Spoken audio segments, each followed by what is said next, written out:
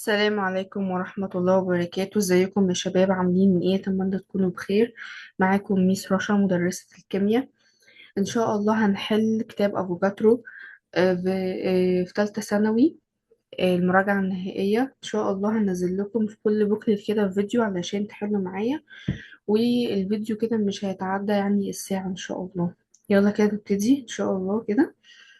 السؤال الاول،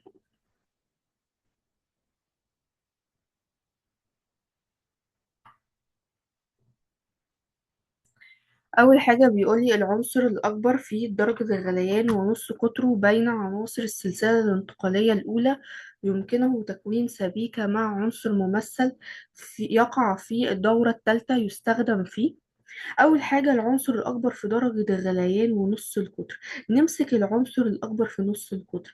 أنا عارفة إيه؟ أنا عارفة كل لما أنا بمشي كده خلال الجدول الدوري من الشمال لليمين بيعمل ايه في نص القطر؟ بيقل تدريجيا لحد ما يوصل للكروم وبعد كده يثبت. يبقى نص القطر بيقل لحد ما ايه؟ ما يثبت. فاذا الاكبر وانا ماشيه كده بيقل، اذا الاكبر هو السكنديوم اللي عندي. ليه السكنديوم اللي عندي؟ انا بتكلم في عناصر السلسله الانتقاليه الاولى، واحنا قلنا السلسله الانتقاليه الاولى بتبتدي من ايه؟ تبتدي من السكنديوم ب21، بعد كده 22 تيتانيوم، بعد كده اللي هو الفاناديوم 23، بعد كده اللي هو الكروم 24، بعد كده 25 منجنيز، بعد كده 26 الحديد، بعد كده 27 الكوبالت، بعد كده 28 النيكل. قصدي 28 27 كوبالت، 28 نيكل، بعد كده 29 النحاس، بعد كده الزنك هيكون ب30. دي اللي هي ايه؟ عناصر السلسلة الانتقالية الأولى. هو عايز في عنصر السلسلة الانتقالية الأولى الأكبر هو ده اللي هو ايه؟ السكنديوم. وبرضو هو هيكون الأكبر في درجة الغليان، ودي معلومة كده. تمام. يبقى احنا حددنا البطل الأول عندنا هو مين؟ السكنديوم. يمكنه تكوين سبيكة مع عنصر ممثل يقع في الدورة الايه؟ التالتة. عناصر الدورة الثالثة الممثلة هي مثلا بتكون عندك تبتدي كده من الصوديوم، بعد كده المغنيسيوم في الجدول الدوري. تمام، مش شرط تكون حافظها خالص، بس هي الصوديوم كده. معلومات عامة. بعد كده المنجنيز، بعد كده تسيبك من العناصر الانتقالية تدخل على البي، هتلاقي الألمنيوم اللي موجودة عندي. وهو أصلا أنت أخدت في المنهج إن السبيكة الوحيدة السكانديوم بيكونها بتكون مع مين؟ بتكون مع الألمنيوم. وبيكونوها علشان يدخلوا فين؟ عشان يدخلوا في صناعة الطائرات الميج المقاتلة. تمام، الإجابة هتكون ب. تمام كده. ليه؟ لأنها تتميز إنها صلبة جدا وخفيفة جدا، عشان كده بيتصنع منها إيه؟ طائرات الميج المقاتلة. طب أنت هتقولي ليه أنا ما اخترتش ألف؟ ألف الخرسانة المسلحة ديت اللي هي هتكون خاصة بحديد، وخطوط السكك الحديدية نفس الكلام. تمام كده. مكونة من حديد. والمشروبات الغازية طبعا داخلة فيها الألمنيوم، بس بتكون مع مين؟ بتكون مع المنجنيز، مش مع السكنديوم. تمام كده. تمام. طيب، تعالى ندخل على تاني سؤال. تاني سؤال بيقول لك ايه؟ تاني سؤال بيقول العناصر انتقاليان متتاليان X و Y يقعان في الدورة الرابعة. Y أكبر في العدد الذري، فإذا كان العنصر Y يقع في المجموعة 6B، فإن المركبين اللازم قمت بدراستهما العنصرين واللذان يحملان أقصى حالة تأكسد لهما إيه؟ تعالى نفنط السؤال كده. عندي عنصران انتقاليين، اذا انا في الفئه ايه؟ في الفئه دي اللي هي في النص. حلو. متتاليه يعني ورا بعض. اكس وواي، انا بقى مش عارفه اكس الاول ولا واي الاول ولا واي الاول ولا اكس الاول. احنا عارفين ان الجدول الدوري ده مترتب على اساس ايه؟ الزياده في العدد الذري، ان كل عنصر بيزيد عن اللي قبليه بمقدار واحد. بس هما بيقولي ايه؟ يقعان في الدورة الرابعة. بسم الله الرحمن الرحيم كده. إن السلسلة الانتقالية الأولى بداية العناصر الانتقالية بدايتها فين؟ في الدورة الرابعة. تمام كده. فهو بيقول ايه؟ واي أكبر في العدد الذري. إذا هو حدد مين قبل مين؟ واي أكبر في العدد الذري من مين؟ من إكس. إذا إكس قبل واي. تمام كده؟ تمام. وحدد لي إذا كان العنصر واي يقع في المجموعة 6B. أول ما تشوف مجموعة 6B خلاص تفتكر مين؟ 6B الكروم. طب أنا عرفت منين الكروم؟ من هنا الكروم 24. تمام. أجمع 2 زائد 4 يدينا كام؟ يدينا 6. 6B. ودي على رأس المجموعة الكروم. طب هتقولي ليه أنا اخترت الكروم ما اخترتش العنصر اللي بعته تحته في المجموعة؟ قال لي والله هو اللي قال لي في الدورة الرابعة. الدورة الرابعة هو يقصد إيه؟ السلسلة الانتقالية الأولى. تمام. فكده اللي هو واي اللي هو ده حددت له اللي هو بكام بالكروم 24. تمام. ده 24 يبقى اللي قبله كام؟ أنقص واحد 23. يبقى الإكس اللي هو كام؟ الفاناديوم. فإن المركبان اللذان قمت بدراستهما للعنصرين دول واللذان يحملان أقصى حالة تأكسد لهما. طب ثواني.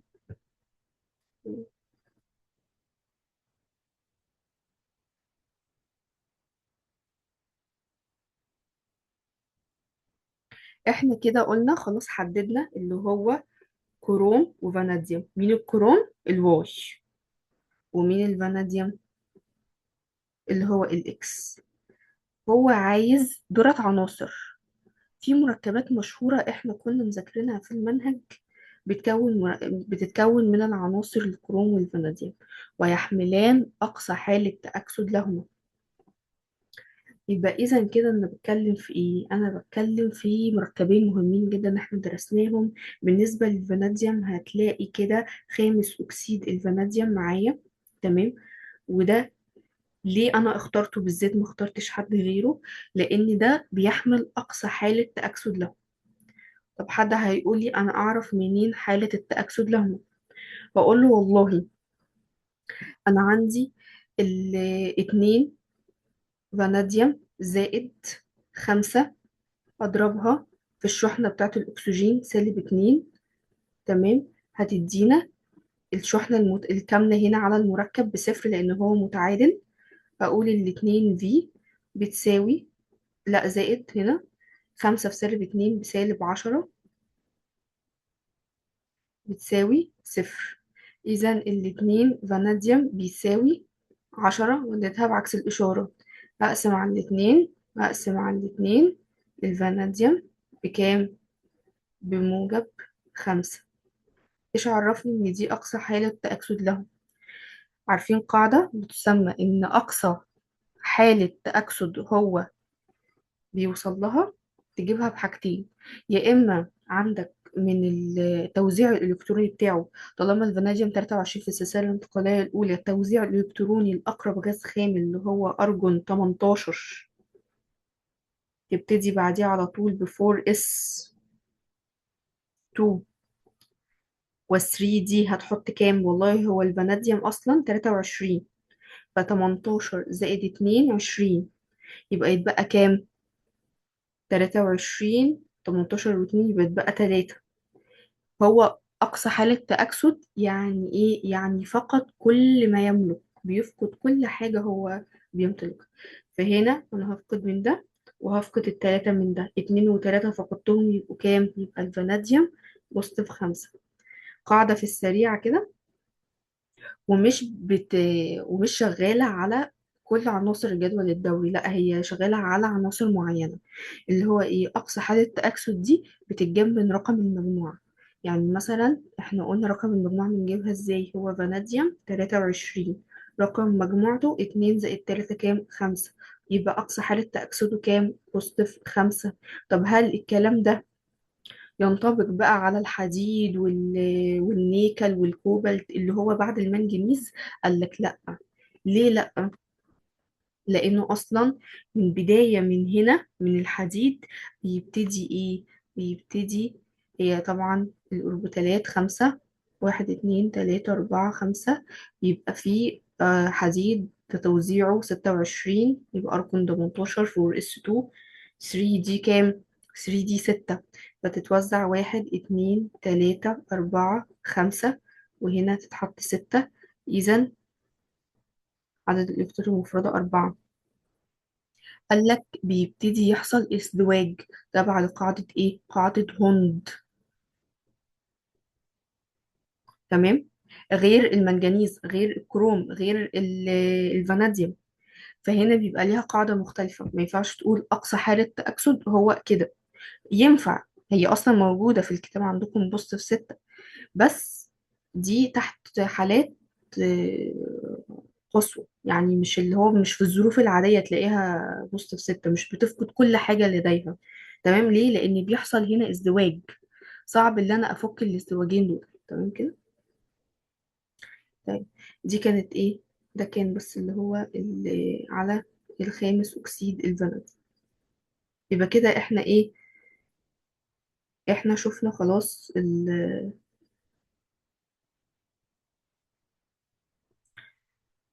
حددنا إحنا خلاص إن ال V2O5 خامس أكسيد الفاناديوم هو ده اللي إيه، اللي أنا المركب اللي أنا شغال عليه.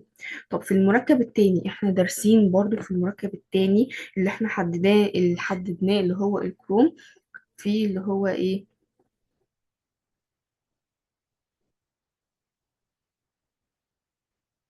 اللي هو K2CR2O7، اسمه ثاني كرومات البوتاسيوم. طيب، ثاني كرومات البوتاسيوم ده امتى اعرف ان هو اقصى حالة تأكسد ليه؟ نعملها مع بعضين. 2 كي، تمام، زائد 7 في O، تمام، زائد 2 في كروم تساوي الشحنة الكاملة اللي هي ايه؟ 0. طيب، 2 كي يبقى 2. أعوض هنا، بعوض بإيه؟ إن الكي ده بيكون بواحد، فهنا ده الشحنة بتاعته موجبة، زائد 7 في الأكسجين، أفتح قوس أحط شحنتها بكام؟ بسالب 2. تمام. زائد 2، أنا بقى مش عارفة شحنته كام، مش عارفة تأكسده كام. تمام. بتساوي إيه؟ بتساوي 0. لو عملت الحسبة دي على الآلة هيطلع لك الكروم في الآخر هيكون تأكسده بكام؟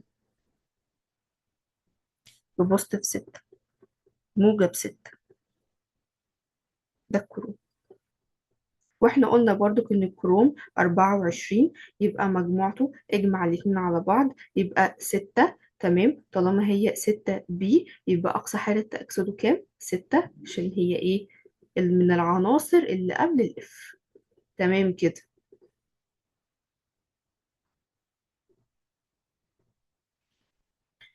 طيب، كده خلاص احنا حددنا اللي هو ثاني كرومات البوتاسيوم وخامس اكسيد الفاناديوم. طب تعالى نشوف الاختيارات. كلاهما عوامل مؤكسدة معتادة. يعني ايه عامل مؤكسد معتاد؟ عامل مؤكسد ان هو مثلا ايه؟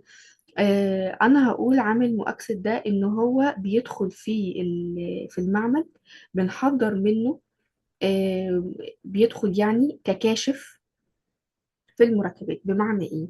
يعني انا مثلا في المعمل لو انا عايزة اعمل، موجود عندي مركب، تمام، عايزة أكشف عنه، عايزة أبحث عنه، أشوف اللي هو نسبة العناصر الموجودة فيه إيه.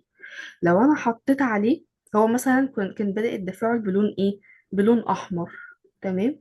لو أنا حطيت له الثاني كرومات البوتاسيوم C2CR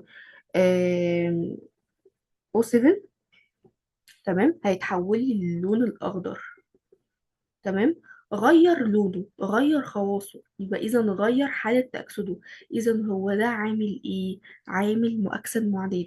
يعني ايه عامل مؤكسد معداد؟ يعني بيدخل على المركب، بيعمل له تغير في التغيير الكيميائي بتاعه، ويحوله لي. مثلا هو هنا عامل مؤكسد، اذا هو بيعمل ايه؟ اختزال. يعني هو مثلا هنا كان بوزيتيف 5، يخليها لي البوزيتيف 3، قلل الشحنة بسبب وجود ده عامل مؤكسد معدات. هل الفاناديوم كده؟ لا، احنا مش دارسين في المنهج بتاعنا ان الفاناديوم بيعمل عامل مؤكسد معدات. احنا دارسينه في ان هو عامل حفاز. عامل حفاز بيستخدم في تحضير حمض شهير اللي هو ايه؟ حمض الكبريتيك ال H2SO4. تمام. يبقى إذا الإجابة هتكون إيه؟ هتكون د. واحد يقول لي ج اللي هو كلاهما بارامغناطيسي. طب أنت تعرف إيه هو بارامغناطيسي ودايمغناطيسي؟ والله البارامغناطيسي اللي هو لازم يكون فيه إلكترونات مفردة. في الدي لازم الدي اللي هي الأوربيتالات الخمسة، وأنا بوزع لازم يكون في إيه؟ واحد اتنين تلاتة أربعة، لازم أن تكون في حاجات إلكترونات مفردة. حتى لو هنا في ازدواج بس لازم أن يكون في تلاتة اتنين على الأقل، في واحد إلكترون مفرد، ده أنا أقدر أقول عليه إيه؟ بارا. لكن الضايع يا إما مكتمل يا إما مفيش أصلا. طب في أقصى حالة تأكسد من الفاناديوم بوزيتيف خمسة، تمام كده، أصلا هو كان أرجون 18، تمام، و4 اس 2 و3 دي 3، وأنا قلت بوست في 5 فبشيل ده وبشيل ده. إذا هو صفر. إذا هو ما فيهوش إلكترونات مفردة في الدي، يبقى ده ضايع مش بارا. فده طبعا الإجابة غلط. وشبه برضو القاعدة دي بنمشيها على سن كرومات البوتاسيوم، إن هو برضو الدي مش هتلاقي فيه موجود إلكترونات مفردة خالص. فهو إيه هيكون عندي؟ هيكون عندي ضايع مغناطيسي مش بارا مغناطيسي. طيب ندخل على السؤال اللي بعده. بيقول هو ايه عنصر اكس من العناصر السلسلة الانتقالية الأولى، عدد الإلكترونات المفردة في أوربيتالات ذرته لا تساوي عددها فين؟ لا يساوي عددها في أي عنصر من عناصر سلسلته، فإن هذا العنصر يحتمل أن يكون. تعالى كده في السؤال ده، هو عايز ايه؟ هو عنصر اكس عدد الالكترونات المفردة، عدد الالكترونات المفردة في اوربيتالات ذرته لا يتساوى مع عددها في اي عنصر من عناصر ايه؟ في اي عنصر من عناصر سلسلته. طيب ثواني كده.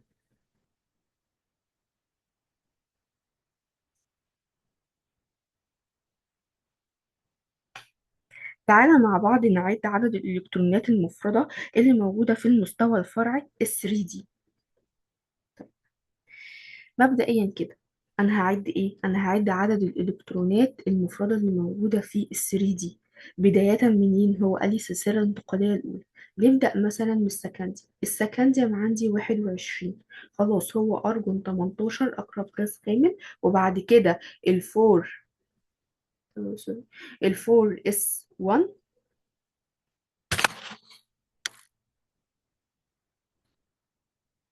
تمام،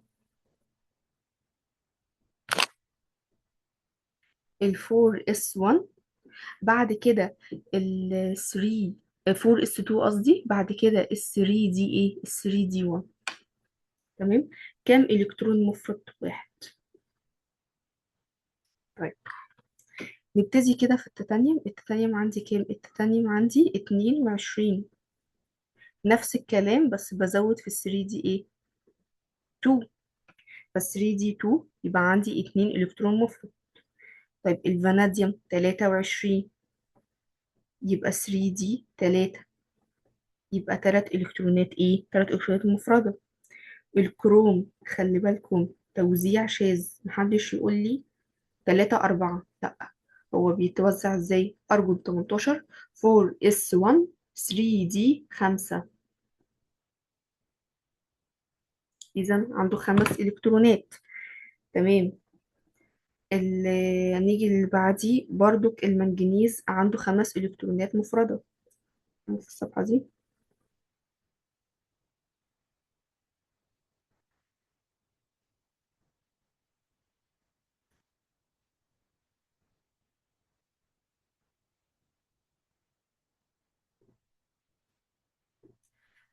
نيجي للمنجنيز عنده 3 دي 5، 5 إلكترونات مفردة بكام؟ 25.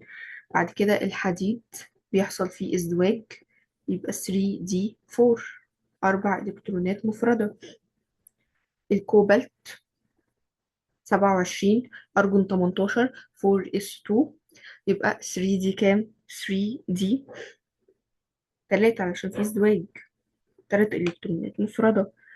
النيكل لو وزعناه 3 دي 2، إلكترونين مفردين. النحاس طبعا مفيش لأن هو مفروض بدل ما يكون اتنين تسعة، لا الاتنين اتشفت واحد راح للدي فبقى واحد عشرة، فده زيرو، والخرسين زيرو برضو مفيش.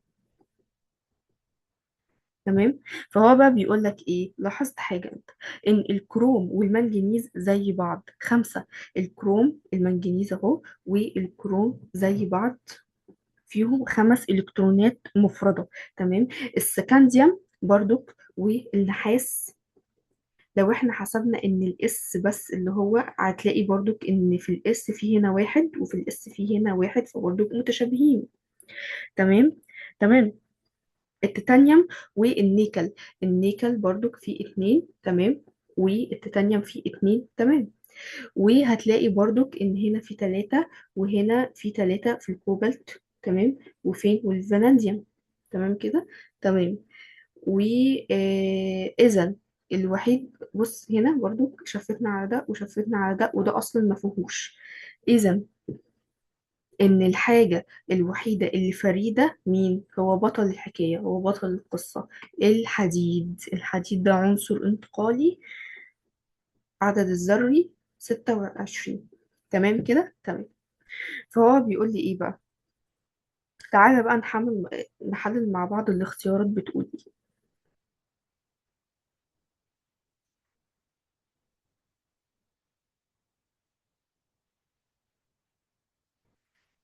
بص الاختيارات بتقول إيه، يدخل في صناعة ملفات التسخين مع عنصر أقل منه في الكتلة الذرية. لا ده والله طالما قالت ملفات التسخين وكده ده النيكل، فده لا. أنا بتكلم عن الحديد.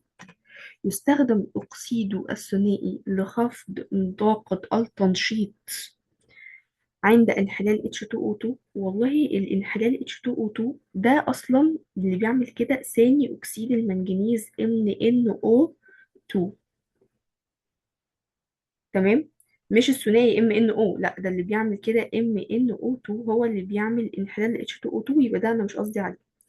يستخدم كعامل حفاز في في انحلال H2O2، وده نفس الكلام مش هو ده. يتفاعل مع غاز الكلور مكونا XCl6. اه. اه هو بيعمل كده. ليه؟ احنا عارفين ان الحديد Fe لما بيتفاعل مع الكلور Cl2، تمام، الكلور ده بيقوم بعامل مؤكسد قوي. يعني ايه عامل مؤكسد قوي؟ يعني بيخليه ده يعمل مؤكسد، يبقى بيعمل عملية اختزال. يعني ايه عملية اختزال؟ إيه عملية الاختزال؟ اللي هي من الآخر كده اكتساب الإلكترونات، يعني نقص الشحنة الموجبة، نقص الموجب. تمام. تمام. فهو هنا مثلا الاف اي لما يتفاعل مع الكلور يقوم بدور عامل مؤكسد، وهو بيحول الحديد لحالة التأكسد ايه؟ اف اي موجب 3 على طول، فبيتكون المركب اللي هو الايه، الاف اي سي ال 3. تمام. لو انت قلت ثواني كده، هو ده عامل مؤكسد قوي. عامل مؤكسد قوي هو بيحصل له عملية اختزال، لكن هو مؤكسد بيعمل أكسدة. ثواني، أنا بتكلم عن عملية الاختزال اللي هي نقص الموجب لمين؟ للكلور. لكن ده بيحصل له إيه؟ بيحصل له أكسدة، بيزيد الشحنة الموجبة تبقى موجب 3. خلي بالك هنا مفروض فيبقى ال FeCl3. هو قال لك هنا إيه؟ Fe اللي هي الإكس يعني Cl6. لا، يبقى دي فيها وزن. يعني إيه؟ 2 من ال Fe زائد Cl2 هيدينا FeCl3.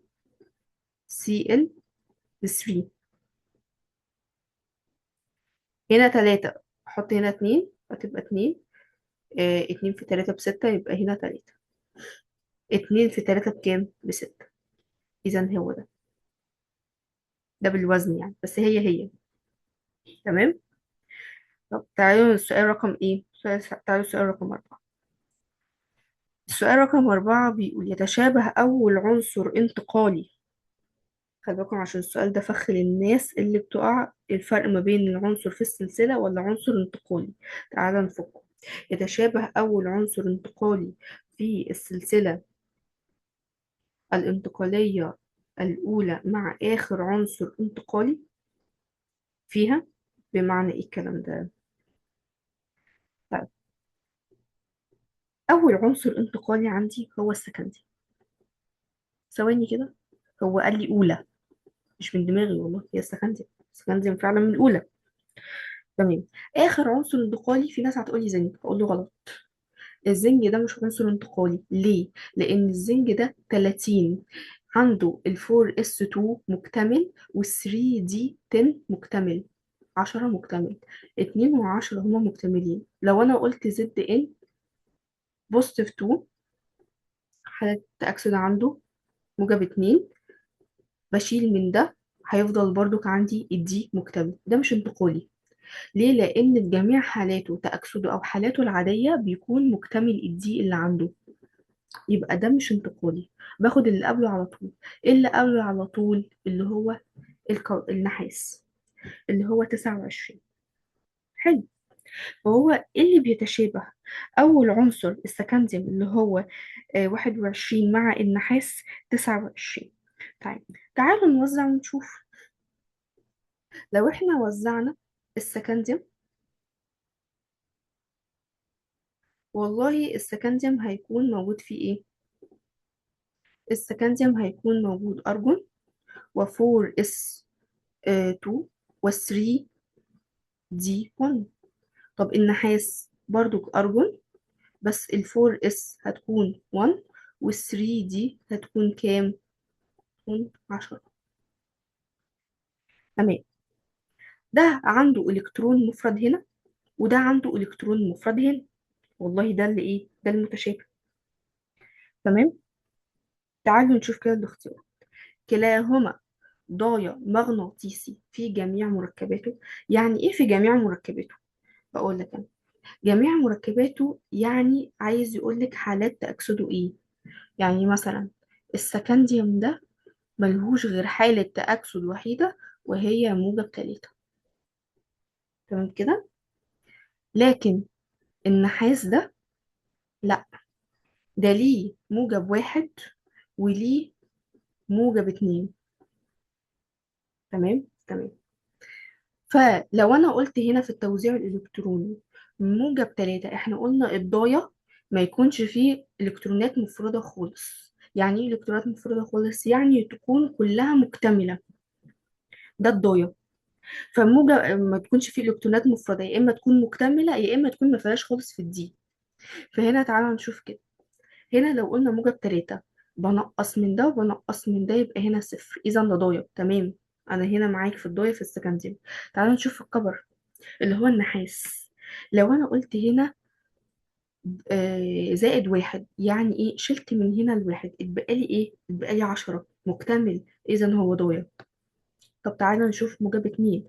شلت من هنا الواحد وشلت من هنا واحد، بقت كام؟ بقت 9، اذا 9. تعالى نشوف كده. 1 2 3 4 5 6 7 8 9. في إلكترون، إذا هو بارا. إذا ده ما ينفعش على كل الحالات. تمام. ب، كلاهما له حالة تأكسد وحيدة. لا، السكنديوم موجب تلاتة. النحاس لا، ده فيه موجب واحد وفيه ايه؟ موجب اتنين. فده ما ينفعش، ولا ده ولا ده. طيب، كلاهما يمتلك نفس عدد الإلكترونات المفردة، ولا كلاهما يحل محل الهيدروجين الأحماض. طيب، السكنديوم ده فلز نشط جدا، يحل محل الهيدروجين في الأحماض والمية بعنف. لكن النحاس ده بيلي الهيدروجين في المتسلسلات النشاط الكيميائي، فمش بيقدر يحل محله في الأحماض المخففة. احنا قلنا متسلسلات النشاط الكيميائي الهيدروجين كده بيكون في النص، فوق منه بيكون الصوديوم والسكنديوم، الحاجات اللي تقدر تحل محله وبتكون نشطة. لكن اللي تحت منه اللي هو النحاس والفضة والذهب. تمام. الحاجات دي ما ينفعش تحل محله لان هي تحت منه. فكلاهما يحل محل هيدروجين الأحماض؟ لا. يبقى إذا الإجابة الصحيحة هي إيه؟ هي د. فعلا كلاهما يمتلك نفس عدد الإلكترونات المفردة. هنا واحد وهنا واحد. تمام كده؟ تمام.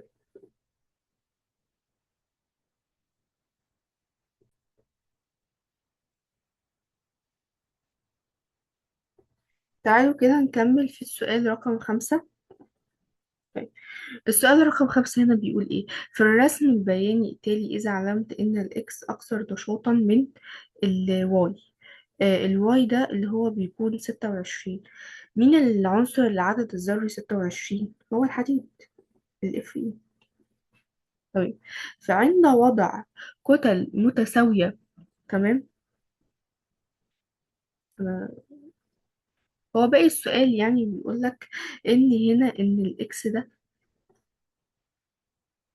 ده باين ان هو قبل مين؟ قبل الحديد. الحديد ده واي، ده 26. هنا العلاقة، بص على الرسم، هنا العلاقة ما بين نص القطر والعدد الذري. طيب. احنا عرفنا ايه؟ احنا عرفنا. طب تعالوا كده في السؤال رقم 5 في الرسم البياني التالي إذا علمت إن إكس أكثر نشاطا من الواي اللي هو 26، فعند وضع كتل متساوية من العنصرين في الهواء الجوي هيحصل له إيه؟ والله أنا عندي اللي بيقول إن الواي، تمام، ده ب 26. إيه العنصر اللي موجود في السلسلة الانتقالية اللي عدده الذري 26؟ الحديد. تمام كده. تمام. فهو بيقول لي ان بقى ايه ده اللي هو الواي، بيقول لي ان الاكس اكثر نشاطا من الواي. طب انا اعرف الاكس ده منين؟ ابص في الرسمه اللي هو مديها لي. هو مديني علاقه ما بين نص القطر والعدد الذري. احنا عارفين ان نص القطر بيقل من السكانديوم لحد سكانديوم، تيتانيوم، الفاناديوم، لحد تيتانيوم، وبعد كده الفاناديوم. تمام، ده بيقل. تمام، لحد ما يبتدي من أول الكروم لحد النحاس يبتدي يحصل له إيه؟ ثبات. فهو بيقول لي من بداية الثبات أهو الإكس. إذا الإكس ده إيه؟ الكروم. تمام. وكمان بأمارة قلنا ليه الإكس بالكروم، ما قلناش ليه منجنيز، ما قلناش ليه حاجة تانية. بيقول لي إن الإكس أكثر نشاطا من الواي اللي هو الحديد. إحنا عارفين لو إحنا جبنا حتة حديد وعرضناها في الهواء هيحصل لها إيه؟ هتصدي. لكن الكروم بيحصل له حاجة اسمها الخمول الكيميائي، إن هو بيكون طبقة كده أكسيد متكون على اللي هي طبقة الأكسيد اللي هو ال CR2O3. تمام، دي بتكون غير مسامية، دي بتحميه. تمام. هو العنصر الوحيد اللي في المنهج ذكر إن هو نشط كيميائيا، وبالرغم من نشاطه كيميائيا فهو بيقاوم فعل العوامل الجوية بسبب تكوين إيه؟ الطبقة دي على جزيئاته. فالطبقة دي بتكون أكبر أصلا من حجم ذراته، فعلشان كده بيكون الطبقة عليها وبتمنعها من حدوث الايه؟ الصدى. دي اسمها الخمول الكيميائي. اذا هو بيتآكل مع مرور الوقت؟ لا، ده مش بيتآكل، او الصعب تآكله، لكن الحديد بيتآكل. اذا فألف بيقول لك اكس اللي هو الكروم بيتآكل، لا الاكس مش بيتآكل. الب واي يتآكل أولا ثم الإكس، لا سوري، الإكس مش بيتآكل. جيم، واي وإكس لا يحدث لهما تآكل. إزاي؟ ده الحديد أصلا ده أصلا بيحصل له تآكل بسبب تكوين طبقة على سطحه اللي هي هيدروكسيد الحديد. طب ده يحدث تآكل لواي ولا يحدث تآكل لإكس؟ واي فعلا يحصل لها تآكل اللي هو الحديد، ولا يحدث تآكل لإكس اللي هو مين؟ اللي هو الاكس اللي هو ايه؟ اللي هو الكروم. تمام كده. تمام. طيب. نيجي للسؤال اللي بعده. تعالوا في السؤال رقم 6. سؤال رقم 6 بيقول ايه؟ ثلاث عناصر متتالية زد وواي واكس من العناصر السلسلة الانتقالية الأولى، فإذا كان عدد الإلكترونات المفردة في أوربيتالات العنصر واي بيساوي عدد الأوربيتالات المستوى الفرعي 3D، أيا مما يلي صحيح. تعالوا نفك شفرة العنصر ايه واي. احنا عارفين ان المستوى الفرعي 3D، تمام كده، في كام اوربيتالات؟ دايما بيكون في 5 من الاوربيتالات. السؤال بيقول ان عدد الالكترونات المفرده اللي في الموجوده في الواي دي دايما بتساوي ايه؟ بتساوي ال5. طيب في السلسله الانتقاليه الاولى، تمام، مين اللي عنده 5 إلكترونات مفردة في الدي؟ مفيش غيره، هو المنجنيز. تعالوا كده نوزع المنجنيز. المنجنيز 25، توزيعه بيكون إيه؟ أرجون 18، تمام، 4s2، تمام كده، 4s2 و18 يبقى كام؟ يبقى 20، يبقى ناقص كام؟ 5، 3d 5، تمام كده. هو مفيش غيره إيه؟ ال 1 2 3 4 أهو، 1 2 3 4 5، 5 إلكترونات مفردة. في حد هيقولي خلي بالك، طب أنا عندي الكروم، الكروم 24، وقلنا الكروم ده توزيعه إيه؟ شاذ، اللي هو بيكون من أرجون 18 و 4s1 و 3d 5، تمام. هنا عدد الأوربيتالات بتاعته كام؟ 5، بس هنا في برضو إلكترون واحد مفرد، فإذا التوتال 6 إلكترونات مفردة، مش 5 بس، تمام. فإذا أنا هستبعد الكروم. إذا أنا عندي الواي ده اللي هو إيه؟ المنجنيز. أنا حددت كده الواي إن هو منجنيز، وهو بيقول لي 3 عناصر متتالية زد وواي وإكس من عناصر السلسلة الانتقالية الأولى، تمام. يبقى إذا الزد عندي حديد، ليه؟ الحديد 26، والمنجنيز عندي كام؟ 25، اللي هو المنجنيز. وبعد كده هيتبقى لي كام؟ الإكس اللي هو كام؟ الكروم اللي هو هيكون 24، 26 25 24، تمام. كروم منجنيز حديد. أي من ال3 عناصر صحيحة؟ جميعها تقع في نفس المجموعة؟ لا طبعا. ليه؟ لأن هنا الكروم 2 و4 6، وهنا 7، وهنا 8، فأكيد الإجابة دي غلط. جميع مركباتها بارامغناطيسية؟ قلنا جميع مركباتها، وبيدور على حالات التأكسد. فأنا عندي مثلا المنجنيز، مثلا أقصى حالة تأكسده كام؟ هنمسك على حالة بس، هي أقصى حالة تأكسده هنا -7. -7 إذا هو إيه؟ فضة الاتنين هنا وفضة ال5، إذا هنا مفيش ولا إلكترون مفرد، يبقى ما ينفعش أقول بارامغناطيسية. جيم، جميعها لديه 3 حالات تأكسد على الأقل. اه والله هو الكلام ده صح، يعني على الأقل الكروم في عنده -2، يقدر يشفت الواحد اللي عنده -2، وعنده -3، تمام، وعنده -6. عنده 3 حالات مغناطيسية، عنده 3 حالات تأكسد. والمنجنيز عنده بقى ايه؟ عد أكتر حاجة دي، عنده -2، وعنده -3، وعنده -4، وعنده -6، وعنده -7، تمام. وأقصى حالة تأكسد -7، عنده 3، عنده 5. يبقى تمام، يبقى عنده حالات، هو عايز ايه؟ جميعها لديه 3 حالات تأكسد على الأقل. اه ده ينفع وده يمشي. طيب الحديد، الحديد عنده -2، وعنده -3، وعنده -6. تقولي -6 حتى لو هو مش مشهور، بس هو بيحصل له تحت الحالات القاسية، فهو ينفع أدخله معايا في الحالات التأكسد.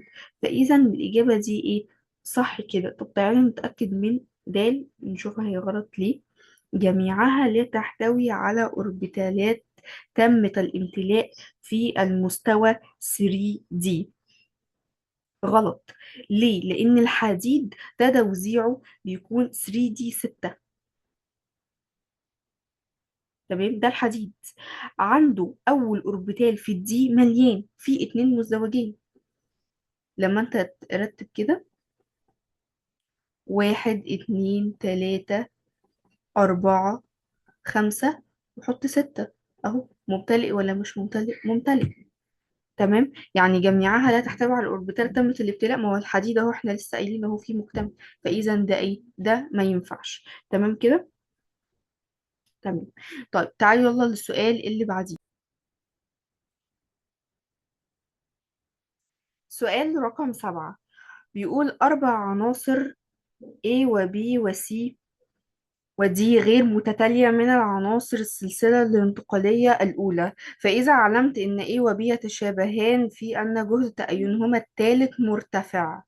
تمام كده. لما السؤال يقول لك جهد التأين الثالث مرتفع بشكل غير متناسب، تمام، مع الجهود التي تسبقه، معناه إن العنصر بيفقد إلكترونين بسهولة، بيفقدهم بسهولة. تمام. لكن التالت الإلكترون يجي عند الإلكترون التالت وبيحتاج طاقة ضخمة جدا ليكسر المستوى ده، طاقته. أنا عندي إيه هي العناصر المستقلة؟ إحنا قلنا علشان يكون العنصر مستقر، الدي ب5، الدي ب10، أو الإس ب2. ده أنا محتاجة طاقة ضخمة جدا علشان أكسرهم، علشان أشيل إلكترون من هنا أو أشيل إلكترون من هنا. تمام. فهنا معنى ان يقول لك جهد التأين الثالث مرتفع جدا، يبقى معنى كده ان هو في الكترونين هيتشالوا بسهولة، لكن الالكترون الثالث ده صعب ان هو يتشال، محتاج طاقة ضخمة جدا. طيب العناصر الانتقالية بقى اللي فيها التكة دي، المنجنيز. تعال نشوف كده المنجنيز اللي هو بيكون 25، ده توزيعه كام؟ أرجون 4s2 3d5. ده سهل ان هو بيفقد 2 الكترون من الفور اس. تمام. وبيبقى مستقر جدا عند ايه 3 دي 5. يعني احنا لما نقول نفقد الكترون واحد، فيبقى ايه ده؟ نفقد الكترون واحد يبقى جهد تأين اول، يبقى 4 اس 1 سهل. نفقد الالكترون التاني من المنجنيز يبقى 4 اس 0، وبقت ايه 3 دي 5. سهل برضو. نيجي عند جهد التأين التالت، صعب. ليه صعب؟ لأن أنا عندي هنا نص ممتلئ، دي هنا نص ممتلئ، 1 2 3 4 5، نص ممتلئ. هو مستقر وثابت، يعني هو مش محتاج ان هو يفقد. انا الذره عندي مستقره وثابته، مفيش داعي ايه اللي انا انزع منه الكترون. تمام. فانا هنا جهد التأين الثالث بيكسر لي حاله الاستقرار دي. تمام كده. تمام. طيب نيجي للخرسين مثلا، الزنج 30، زد ان 30، ده توزيعه الالكتروني ايه؟ ارجون 18، 4 اس 2، 3 دي 10، 10 يعني. تمام. تمام. بيفقد اتنين من الاس. ماشي. والاس يبقى مستقر جدا، ويبقى كده ايه المركب اللي بيفقد اتنين من الاس، ويبقى كده عندي استقرار تام جدا عند الايه الدي ب10. تمام. فنزع الالكترون التالت هيكون منين؟ الدور على مين؟ الدور على الدي، والدي عندي مكتمل اللي هو واصل لحالة الاستقرار، فبرضو ده صعب. تمام. اذا انا في حاله الجهد التأين المرتفع في عناصر السلسله الانتقاليه الاولى، انا بفرق ما بين الزنك والمنجنيز. تمام. فهو بيقول لي ايه؟ بينما سي ودي يتشابهان في أن جهد تأينهما الرابع مرتفع بشكل غير متناسب مع الجهود التي تسبق. احنا قلنا A و B متشابهان ان جهد تأينهما الثالث مرتفع، فإذا عندي ال A وال B ممكن واحد فيهم يكون زنك وممكن واحد فيهم يكون منجنيز، دي على جنب. يبقى نكتب هنا كده ايه؟ يا إما ده زنك يا إما ده ايه منجنيز. تمام. تمام. نيجي للتاني. التاني بيقول لي ايه؟ بيقول لي ان السي والدي يتشابهان جهد تأينهما الرابع، تأينهما الرابع مرتفع. اذا لو انا في السلسله الانتقاليه الاولى سهل اني افقد اتنين من هنا، يبقى جهد التأين الاول سهل، وجهد التأين التاني سهل، والتالت سهل. اذا الرابع هو اللي ايه الصعب. اذا انا بفقد 3 الكترونات سهلين قوي ان افقدهم، باجي عند الالكترون الرابع والذره تقول لي لا، انا اصلا واصل لاقصى حاله استقرار، ما ينفعش ان انت تشيل مني الكترون. طيب اما التانية الاي والبي كان سهل، كان سهل ان يتشال منه ايه 2 الكترون، لكن التالت كان صعب. طيب مين الحالات اللي الرابع عنها صعب انه يتشال؟ تعالى. اللي صعب انه يتشال، تعالى نشوف كده مثلا السكنديوم عندي كام؟ 21. طيب نوزع. ارجون 18، تمام. 4s2 3d1. لو انا شلت اتنين من هنا وشلت واحد من هنا، تلات الكترونات سهلين ان هما يتفقدوا. اذا بقى عندي ارجون 18 بس. الدور على مين؟ الدور على الارجون. ينفع اشيل من الارجون الكترون؟ لا طبعا، لان هي ايه؟ غاز غامل. غاز غامل ده اللي هو بيكون مستقر جدا جدا جدا جدا، محتاج طاقة عالية قوي قوي قوي قوي. يبقى اذا ممكن يكون عندي السكنديوم. طب تعالوا نشوف عنصر تاني. مثلا عندي عنصر الحديد. عنصر الحديد، الحديد بيقول كام؟ 26. طب الحديد 26، يبقى أرجون 18. 4s2 3d 6. تمام. بفقد اتنين من هنا سهلين، بفقد واحد من هنا سهل. هيتبقى لي ايه؟ هيتبقى لي 3 دي 5. دي حالة استقرار. ينفع اشيل منها الكترون؟ لا، صعب. اذا ديت هيكون عندي المنجنيز والخرسين، وده هيكون عندي السكنديوم، وهيكون عندي الحديد. تمام. نيجي للتاني. فإذا علمت إن البي والسي كلاهما له حالة تأكسد وحيدة. اللي ليه حالة تأكسد وحيدة من الأربع عناصر دولت، سواء كان الزنك أو المنجنيز أو الحديد أو السكنديوم، حالة تأكسد وحيدة. ده السكنديوم صح، عنده إيه؟ موجب 3. طيب والزنك عنده حالة تأكسد وحيدة موجب 2. تمام. تمام. فأي من التالي صحيح؟ العنصر دي غير انتقالي. دي غير انتقالي. غلط طبعا، لاني انا قلت ان السي ده هو هيكون ايه؟ السي هيكون السكنديوم. اذا دي هيكون الحديد. تمام. اذا الايه هيكون مين؟ هو قال سي وبي كده هما، يبقى الايه هيكون منجنيز، والبي هيكون خرسين. فالعنصر دي اللي هو الحديد غير انتقالي، ده احنا بندرس يا عم باب كامل عن الحديد، فده ما ينفعش خالص. العنصر بي هو أقل عناصر الكثافة. أقل عناصر كثافة أنا ببتدي كده البداية من السكنديوم من خلال السلسلة. تمام. والكثافة بتزيد بزيادة العدد الذري. يبقى السكنديوم هو أقل عنصر كثافة. فهل بي هو السكنديوم؟ لا، ده خرسين. ده غلط تماما، ده المفروض بيبقى أعلى كثافة. طب جيم، هذه العناصر حسب كتلتها الذرية. كل وانا بمشي من هنا الكتلة بتاعتي بتزيد. تمام. تمام. فعندي ايه؟ الاي اللي هو المنجنيز اقل من البي، اقل من السي اللي هو السكنديوم. مش مترتبة اصلا، هي المفروض اخفهم واقل كثافة السكنديوم. تمام. فالمفروض ديت الايه، بدل الايه هحط هنا ايه؟ هحط هنا سي، مش هحط ايه. فدي غلط. طب دال، يمكن تكوين سبيكة ذات استخدام هام من عنصري A و D من الحديد والمنجنيز. اه ممكن. اه ممكن حديد ومنجنيز، وهي بتستخدم في صناعة الخطوط السكك الحديدية لأنها هي أصلا من الصلب نفسه. حد مش حافظ بالاستبعاد هيحلها دي. تمام. يبقى احنا ايه هنا؟ حلينا كل حاجة كده اهو بالاستبعاد والصح والغلط. تمام كده. تعالوا نمسك السؤال رقم 8. بيقول لي ايه؟ جميع المواد التالية يمكنها أن تعمل كعوامل مؤكسدة أو مختزلة ما عدا ايه؟ يعمل كعامل مختزل دائما عند دخوله في أي تفاعل كيميائي. تعالى الأول أفهمك ايه الفرق ما بين العامل المختزل والعامل المؤكسد. العامل المختزل، العامل المختزل ده ايه؟ العامل المختزل ده، هي طالما اسمه عامل مختزل يبقى هو ذات نفسه بيحصل له ايه؟ بيحصل له أكسدة. تمام. معنى ان هو بيحصل له أكسدة يبقى هو بيعمل ايه؟ بيفقد إلكترونات. طب طالما هو بيفقد إلكترونات يبقى الشحنة الموجبة بتاعته ايه؟ بتزيد. على عكس العامل المؤكسد، طالما انا قلت عامل مؤكسد يبقى هو بيحصل له ايه؟ بيحصل له عملية اختزال، بيحصل له اكتساب الكترونات، بيحصل له نقص في الشحنة الموجبة.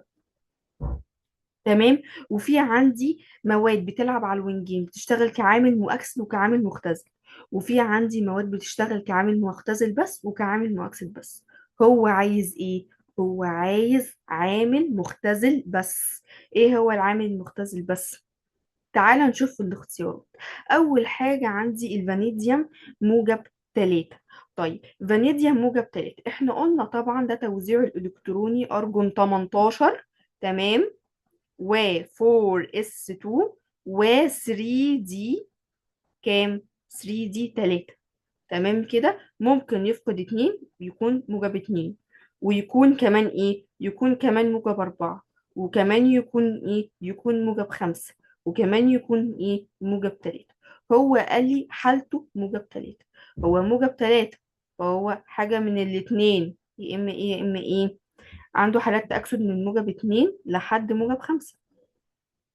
بما انه ان هو موجب 3، ممكن يفقد الكترونات ويوصل لموجب 4 ويحصل له أكسدة. تمام. ويبقى هو عامل مختزل. تمام كده. وممكن يكتسب إلكترونات ويحصل له عملية اختزال. تمام. يبقى هو عامل مؤكسد ويبقى موجب 2. إذا هو عامل إيه؟ مؤكسد. إذا هو ممكن يشتغل كعامل مؤكسد أو كعامل إيه؟ مختزل. يبقى الإجابة دي ما تنفعنيش. طيب الحديد هنا هو بيقول لي ده عنصر فلز مش متأين. الحديد فلز، الحديد فلز. طيب الفلزات كنا واخدين تانية ثانوي كده في حالتها العنصرية الصلبة المتعادلة. تمام. مش انت ايه اللي عليها زيرو؟ دايما بتميل ان هي تعمل لي ايه؟ فقد في الالكترونات. تمام كده علشان تستقر وتعمل روابط. مستحيل ان انت تلاقي ذرة حديد في تفاعل كيميائي يكتسب الكترونات ويتحول لي الى مثلا اف اي بالماينس هنا بالنيجاتيف، بالسالب. ما ينفعش. طالما الحديد ذرة يبقى ملهوش غير ان هو يفقد. يكتسب، يفقد قصدي، يفقد يعني يتأكسد. يتأكسد يعني ايه؟ يتأكسد يعني يحصل له عملية أكسدة. يبقى هو المسمى بتاعه ايه؟ عامل مختزل. هي دي الإجابة الصح. دايما هو كعامل مختزل. طب تعالى مثلا، خلاص هو الحديد عامل مختزل، خلاص هي الإجابة هتكون ايه؟ هتكون دي. نتأكد تاني. جيم اللي هو الكلور. احنا عارفين ان الكلور ده عامل مؤكسد قوي في تفاعلاته مع الحديد. اصلا لسه كنا اخدين معادله 2 من الاف اي زائد السي ال 2 بيديني اف اي سي ال 3. واحط هنا ايه؟ 2. ده عامل مؤكسد بيحصل له اختزال، بيأكسد الحديد ويخليه يكتسب لي شحنة موجبة اللي هي يتحول لي ايه؟ لموجب 3. اذا ده ما ينفعش. هو عامل مؤكسد وهو عايز العامل المختزل دائما. طب تعالوا في التيتانيوم اللي هو ايه، او التيتانيوم موجب 4. تعالوا كده عشان دي فيها تريك. ممكن السؤال يجي في الامتحان يقولك انا عايزه كعامل مؤكسد دائما. ساعتها هتقول ايه؟ هقول ان انا عندي التيتانيوم هو مديني تيتانيوم كده موجب 4. تمام. تمام. يعني كده هو في قمة حالة تأكسده. هو فقد كل الإلكترونات اللي عنده. ليه؟ أنا عندي أرجون 18 وعندي 4s2 وعندي 3d كام؟ 2. فهو فقد هنا وفقد هنا. الدي بتاعه بزيرو، هو فقد كل اللي عنده. طالما ما يقدرش يفقد تاني يبقى مستحيل يحصل له أكسدة. مستحيل. هيفقد ايه تاني؟ هيفقد من الأرجون؟ لا، مستحيل يفقد من الأرجون. هو خلاص هو وصل لإيه؟ لأدناه. هو محتاج إلكترونات، محتاج يكتسب إلكترونات، محتاج يحصل له عملية اختزال. إذا هو عامل مؤكسد دائما. ده اللي هو ايه؟ ده اللي هو التيتانيوم ده عامل مؤكسد دائما. ده انا مش هختاره، ولا ده هختاره ولا ده هختاره. انا هختار الحديد لان هو عنصر فلز دايما بيميل للايه؟ الفقد. تمام. تمام. نيجي للسؤال اللي بعده.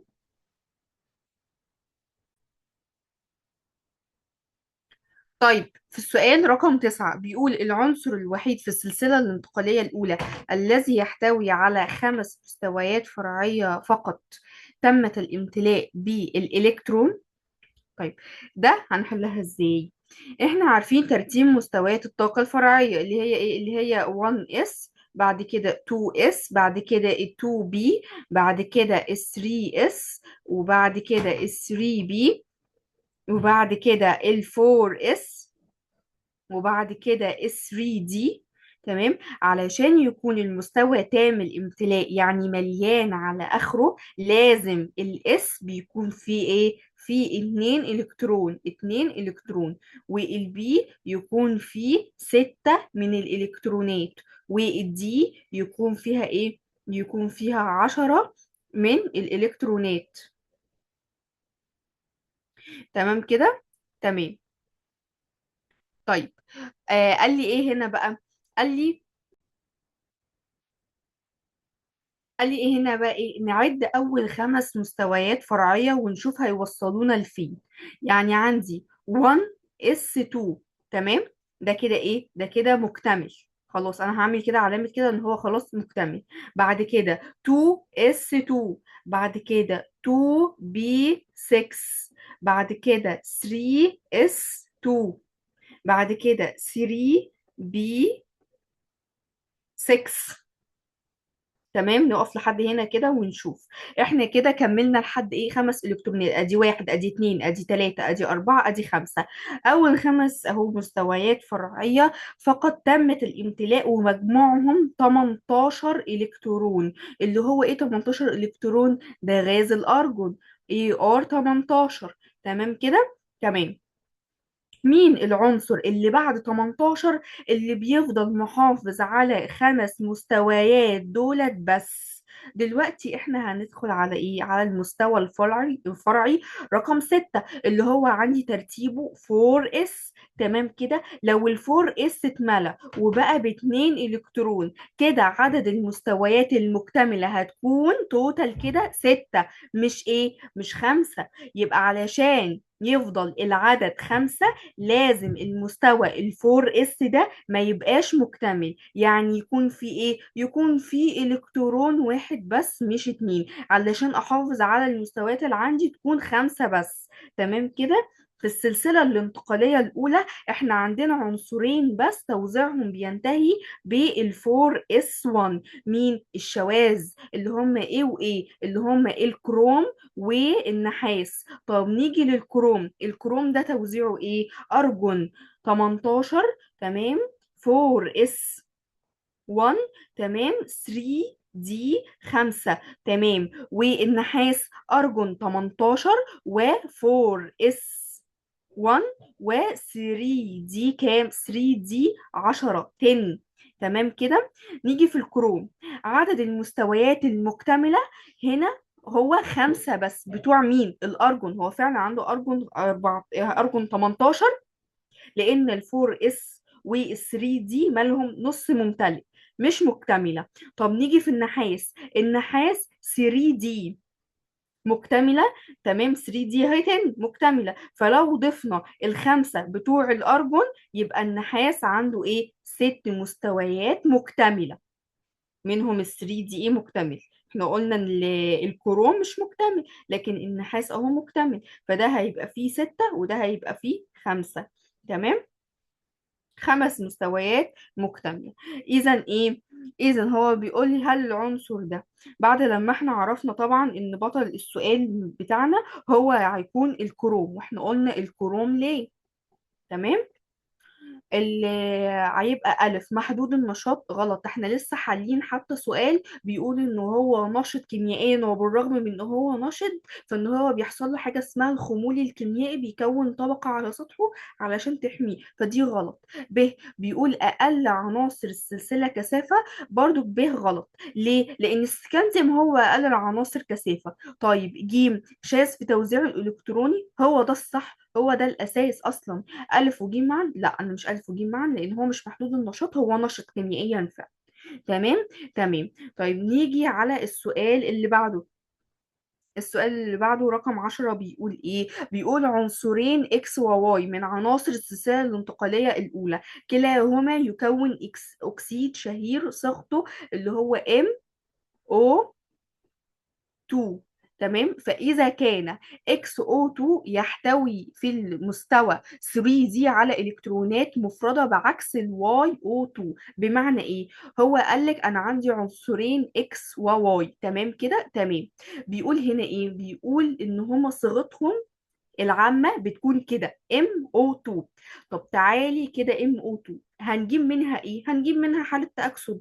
ازاي؟ M ده رمز زائد 2 في الشحنة بتاعة الأكسجين هتبقى نيجاتيف 2. تمام؟ كل ده بيساوي كام؟ صفر. هطلعها بعكس الإشارة يبقى الام ايه؟ بوزيتيف 4 موجب 4. تمام. الاكس بيوجد في الصيغة دي. تمام. والواي بتوجد في الصيغة دي. تمام كده. تمام. هو بيقول لي هنا ايه بقى؟ ان الاكس ده بيحتوي على الكترونات، على عكس مين؟ على عكس الواي مش بيحتوي على الكترونات. طب هنحلها ازاي؟ والله انا عندي في السلسلة الانتقالية الاولى مين العنصر اللي هيكون ممكن توصل حالة تأكسده لموجب 4؟ انا بفكر في اتنين. لسه قايلة واحد في السؤال اللي قبليه اللي هو العامل المؤكسد القوي اللي هو التيتانيوم موجب 4. وتاني حاجة بفكر فيها المنجنيز. هتقولي اشمعنى المنجنيز؟ أنا بفكر في المنجنيز دايما لأن هو عنده حالات تأكسد كبيرة، ما عدا طبعا الموجب 5 والموجب 1. فهو يقدر يدخلي فعلا في حالة التأكسد دي. تمام. تمام. طيب مين فيهم منجنيز ومين فيهم تيتانيوم؟ هو مديك هنا كبيرة قوي. بيقول لك ان الاكس او 2 بيحتوي في المستوى 3 دي على الكترونات مفردة. تمام. بعكس الايه؟ الواي او 2. طيب. طب انا هعمل ايه؟ هوزع. انا عندي دلوقتي التيتانيوم اللي هو مفروض ب 22 هيكون ايه؟ ارجون 18. تمام. و4 اس 2. تمام. و3 دي كام؟ 2. تمام كده. تمام. انا دلوقتي فقدت كل الكترونات المستوى الخارجي، يعني فقدت اتنين من هنا وفقدت اتنين من هنا. اصبح مفيش زيرو، مفيش الكترونات مفردة. تمام كده. تمام. يبقى بعكس الواي، يبقى ده اللي هو ايه؟ اقدر اقول ان ده التيتانيوم او 2 ده اللي هو واي. تمام. تمام. واي يبقى تيتانيوم. تمام. والتاني على طول من غير حتى ما احسب خلاص كده الاكس ده هيكون ايه؟ المنجنيز. تمام. تمام. طب تعالى كده في الاختيارات نستبعد. بيقول لك ايه؟ بيقول لك الف الاكس او 2 اكس اللي هو المنجنيز، اللي هو المنجنيز ثاني اكسيد المنجنيز ده. تمام. يستخدم في صناعة المستحضرات التجميل. طبعا غلط، لان احنا قلنا ان اللي هو التيتانيوم ده الاكسيد بتاعه هو اللي بيستخدم في المستحضرات التجميل. وقلنا كمان مثال عن الصن بلوك والواقي الشمس احنا بنحط له دقائقه النانونية دي بتتحط في المركبات التجميلية علشان تحمينا من الشمس، فده غلط. طب هنا بيقول لك واي او 2 يستخدم في زراعة الأسنان الصناعية. واحد هيقول لي صح، ليه؟ لأن الواي تيتانيوم. هقول له غلط. ليه غلط؟ لأن يستخدم في زراعة الأسنان ده هو عنصر التيتانيوم ذات نفسه كعنصر مش الأكسيد بتاعه، فده إيه؟ غلط. تمام. جيم يستخدم كعامل حفاز في تفاعلات الانحلال فوق أكسيد الهيدروجين. أول ما نشوف فوق أكسيد الهيدروجين ده على طول نفتكر المنجنيز. تمام كده. تمام. طب الواي او 2. الواي او 2 ده اللي هو ايه؟ التيتانيوم ده يستخدم في صناعة العمود الجاف. قال لك اللي بيستخدم في صناعة العمود الجاف البطاريات. لا ده والله المنجنيز الاكسيد بتاعه مش اللي هو الواي تيتانيوم بتاعه. اذا الاجابة هي ايه؟ الاجابة هتكون جيم. تمام. تمام. طيب نيجي للسؤال اللي بعده.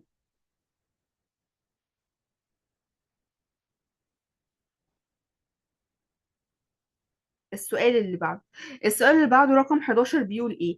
إذا علمت إن A B C D أربع عناصر انتقالية تقع في السلسلة الانتقالية الأولى، ما قالش متتاليين. هو قال ايه؟ هيديك معلومة عن كل واحد فيهم. A له كلوريد وحيد ACl3، يعني هو رمزه كده ACl3. يعني ايه كلوريد وحيد؟ يعني هو لما بيتفاعل مع الكلور بيكون مش كلور كده، لا ده هو بس بيكون الكلور هو 2 ولا اللي هو 4 ولا كده، لا هو بيكون ايه؟ ثلاثي. ثلاثي من غير ما تشوف. هو انت المفروض كده تقول خلاص دي كده حالة التأكسد هتكون موجب 3، يبقى اذا ده ايه؟ السكنديوم. واحد غيرك هيعملها لي ايه؟ هيعملها لي كمعادلة ويقول لي هجيب حالة التأكسد ده كلوريد وحيد اللي هو رمزه كده، زائد 3، واضرب في الشحنة بتاعت السي ال بالنيجاتيف، هتساوي اللي هي ايه؟ هتساوي الزيرو. تمام. بعد لما تساوي الزيرو فانا عندي الايه بتساوي، خلاص هنقلها بعكس الاشاره يبقى موجب 3، يبقى اذا كأنه بيقول لك هو عدد التأكسد الوحيد ليه موجب 3. اذا ده ايه؟ ده السكانديوم. تمام تمام. بي بيقول لك شاذ في توزيعه الالكتروني وغير نشط كيميائيا. طب شاذ في توزيعه الالكتروني عارفين يا اما الكروم يا اما الايه، عشان هو في السلسله الانتقاليه الاولى، يا اما النحاس. طيب معلش طبعا علشان الكتابه مش دقيقه قوي، علشان لسه يعني البرنامج جديد على الجهاز وكده. نرجع تاني. في بي بيقول شاذ في توزيع الالكترون، يا اما ايه؟ يا اما كروم يا اما ايه؟ يا اما نحاس. وبيقول غير نشط كيميائيا. ثواني، ده احنا لسه في السؤال رقم 9 بنقول ان هو نشط كيميائيا الكروم، يبقى انا هستبعد الكروم. اذا هو ايه؟ اذا هو نحاس. تمام. سي احدى مركباته يعمل كعامل حفاز في تحضير الاكسجين. طبعا ده اول ما تشوفوا اكسيد الاكسجين او الانحلال عموما او عامل حفاز، على طول يجي في دماغك ايه؟ يجي في دماغك المنجنيز، لان اكسيده الام ان او 2 هو اللي بيفكك فوق اكسيد الهيدروجين، فوق اكسيد الهيدروجين وبيطلع لي ايه؟ وبيطلع لي اكسجين. طيب الدي بيقول ايه؟ كتلته الذرية اقل من الذي يسبقه والذي يليه في السلسلة. اه دي التركة، دي موجودة نظري كده في الكتاب. اللي هو مين العنصر ده؟ ده النيكل، ده النيكل، ده النيكل. وده مهم جدا جدا جدا، ده بسبب شذوذ الكتلة الذرية للنيكل، وكان وجود 5 نظائر مستقرة. ارجع لها تاني في الشرح. تمام تمام. ولو حابين طبعا اللي انا مثلا اوقف حل واشرح في سلسلة تانية مثلا، لا هكمل اكيد حل في جميع الكتب الموجودة معانا. بس لو حابين سلسلة من شرح المنهج ثانوية عامة سواء تانية ثانوي او تالتة ثانوي، يا ريت تقولوا لي في الكومنتات. تمام تمام.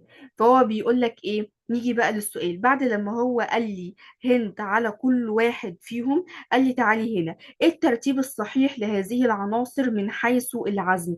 ايه هو العزم الالكتروني؟ حساب العزم ده من الاخر انا بحسبه منين؟ حساب العزم ده انا بحسبه من اللي هو بيساوي يعني من الآخر عدد الإلكترونات المفردة، عدد الإلكترونات المفردة اللي موجودة في الذرة. طب تعالى كده، مش الإيه اللي أنا قلت عليه السكنديوم، والبي اللي أنا قلت عليه النحاس، وده قلت عليه المنجنيز، وده قلت عليه دي انا قلت عليه اللي هو النيكل. نوزع كل واحد. طيب لما انت وزعت كل واحد من الاخر كده، نيجي نبدأ مثلا بالايه. الايه اللي هو السكنديوم ده عنده كام الكترون مفرد؟ لما بتيجي توزعه هتلاقي في الاخر عنده 1 الكترون. طب نيجي للبي اللي هو النحاس، عنده كام الكترون؟ هتقول لي ارجون 18 4 اس 1 3 دي 10، يبقى هو عنده ايه؟ عنده 1 برضو إلكترون مفرد. تمام. اسمه ايه اللي بعد كده؟ السي اللي هو المنجنيز. المنجنيز ده عنده كام إلكترون مفرد؟ عنده 5. ليه؟ لأن أنا قلت أرجون 18 4 اس 2 3 دي 5. طيب النيكل ده اللي هو الحتة اللي هترجع لها في النظري. تمام. ده الدي اللي هو العنصر دي ده توزيعه ايه؟ ارجون 18 4 اس 2 3 دي 8، في ازدواج خلي بالك منه، يبقى عندك كام؟ 2 الكترون. ايه الترتيب الصحيح؟ اعلى عزم اعلى عدد الكترونات مفردة، اللي هو ايه؟ اللي هو طبعا المنجنيز. المنجنيز ده اللي هو ايه؟ اللي هو هيكون سي، ده اعلى واحد. يبقى جيم دي متشفتة خالص. تمام. وفي 2 بيساوي بعض، اللي هو مين ومين؟ الاي والبي. الاي والبي متساويين، يبقى الدال ديت متشفتة خالص، يا اما بي. والايه دي والالف طبعا متشفتة خالص، يبقى الاجابة هي ايه؟ الاجابة هتكون رقم ب. تمام تمام. طيب نيجي على السؤال اللي بعده. السؤال اللي بعده بيقول ايه؟ بيقول ان انا عندي عنصر اكس يتميز بانه صاحب اكبر عدد من حالات التأكسد. وقف عندك، اكبر عدد من حالات التأكسد منجنيز. ممكن تكتب لي حالات تأكسد وانا كده بكتب اللي هو ايه؟ ايوه قول، قول معايا. ايوه بالظبط، موجب اتنين، بالظبط موجب تلاتة، بالظبط موجب أربعة، بالظبط موجب ستة، موجب سبعة. دي حالات تأكسد المنجنيز، احفظها او تفهمها انا ما يهمنيش، هي لازما كده تبقى في دماغك. دي حالات تأكسده. تمام، منجنيز ده عنصر متميز جدا، اكتر عدد تأكسد ليه. فهو بيقول لك ايه؟ فإن هذا العنصر، خلاص احنا حددنا المنجنيز ده اكبر عدد من حالات التأكسد في السلسلة الانتقالية الأولى. تمام تمام. تستطيع أيوناته أن تقوم بجميع أنصاف تفاعلات التأكسد والاختزال التالية ما عدا. هو عايز إيه؟ هو عايز يقول لك مين اللي ممكن ينفع يعمل له تأكسد واختزال ومين اللي ممكن لا. طب تعالى نعرف مع بعض. أنا عندي مثلا المنجنيز مرموز له برمز إكس، وهو مثلا إيه؟ موجب اتنين. هل ينفع يزيد في الشحنة ويحصل له أكسدة ويتحول لموجب تلاتة؟ اه ينفع، ده موجب تلاتة موجود هنا. تمام.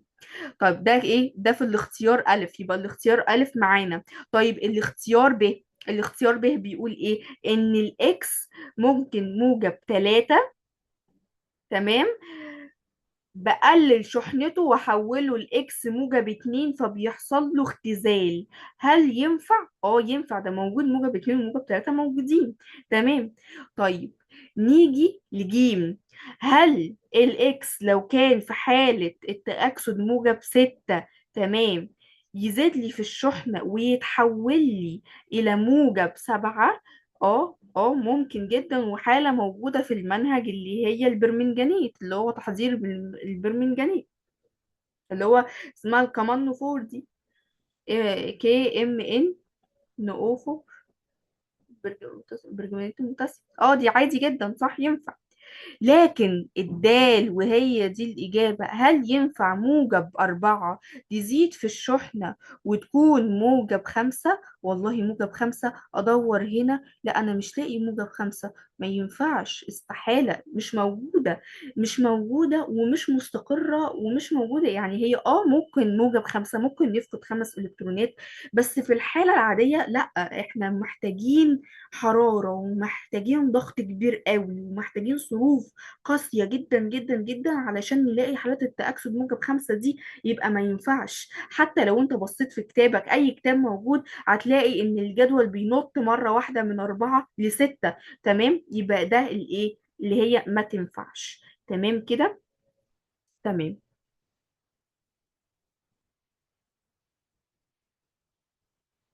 تمام.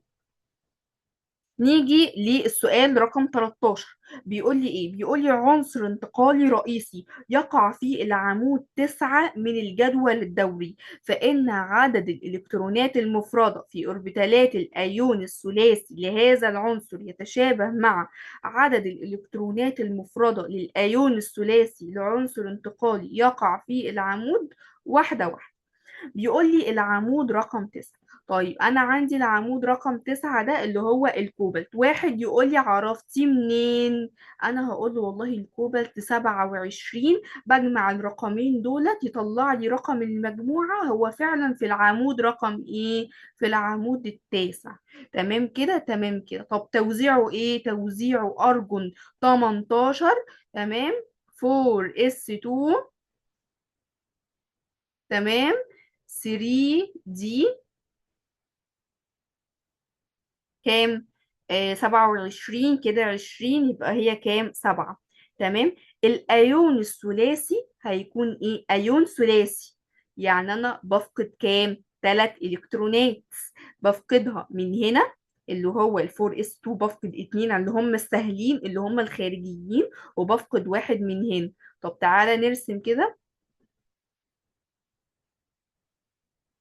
واحد، اتنين، تلاتة، أربعة، خمسة، ستة، سبعة. تمام، اخر الكترون ده انا بفقده. كده هيتبقى لي كام؟ يفقد الاثنين من اتنين من الاس وواحد من الدي، هيتبقى لي 3 دي 6. تمام، يبقى في الاخر هيبقى عنده ايه؟ اربع الكترونات مفردة. ندور في الاختيارات العمود رقم 7. هو مجموعة الايه؟ ندور في الاختيارات. العمود رقم 7 هو مجموعة الايه؟ المنجنيز.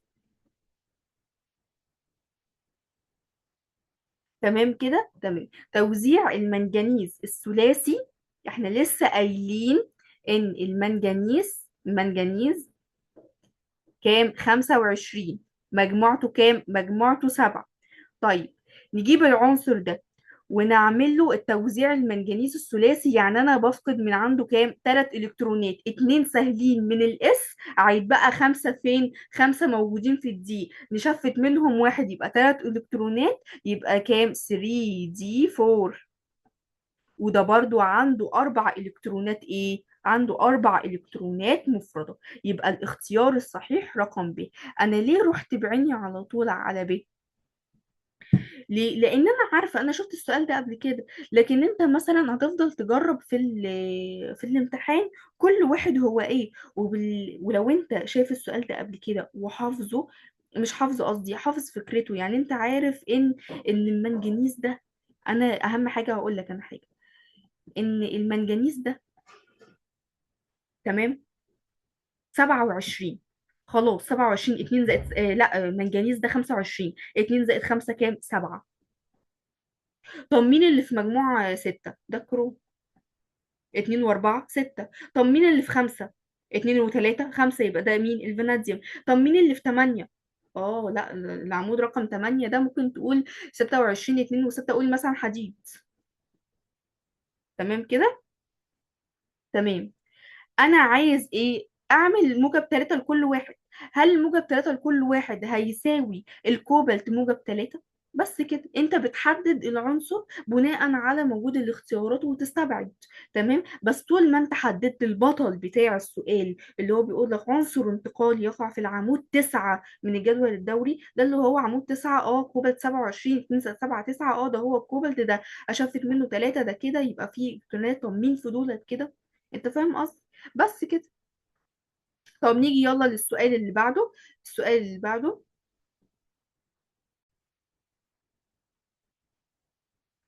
تعالوا نكمل السؤال رقم 14. والسؤال رقم 14 ده بيقول ايه؟